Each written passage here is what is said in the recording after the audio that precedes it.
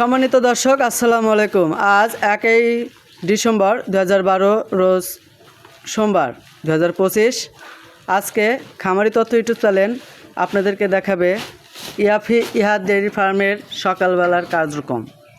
তো আজকে সকালবেলা আমরা ঘুমের থেকে ওঠার পরে আমাদের আলমগীর ভাই কিন্তু অলরেডি গাভী গরু শেড, ষাঁড় গরুর শেড ধুয়ে পরিষ্কার করে রেখে দিয়েছে এবং ষাঁড় গরুর খাবারগুলো সে পরিবেশন করছে।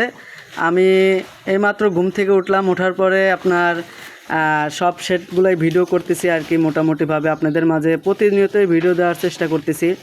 তো দেখতে পাচ্ছেন আমাদের কিন্তু কার্যক্রম প্রায় শেষের দিকে। এদিকে ইমন ভাই এবং আলমগীর ভাই কিন্তু গাভী গরুগুলোকে ঝাঁপাচ্ছে। তো আমরা গাভী গরুগুলোকে ঝাঁপানোর পরেই কিন্তু আমরা দুধ দহনের কার্যক্রমে লেগে যাব, আমি আর রুবেল ভাই। তো আমরা দুজন এখন সকালবেলা দুধ দহন করি। তো আমি 4 দিনের জন্য বাড়িতে গেছিলাম, তখন হয়তো রুবেল ভাইয়ের একটু কষ্ট হয়েছে। দেখতে পাচ্ছেন আমরা কিন্তু কিছুদিন আগে আপনার গোবরগুলো সবগুলোই ধুয়ে দিয়েছি এবং এখন থেকে আমাদের কার্যক্রম অন্যরকমভাবে শুরু হয়েছে।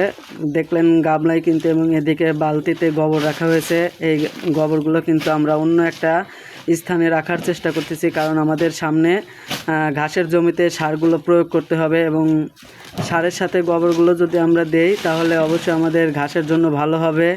এবং গাভী গরু কিন্তু অলরেডি আমাদের দ্রুত করা প্রায় শেষের দিকে। তো আমাদের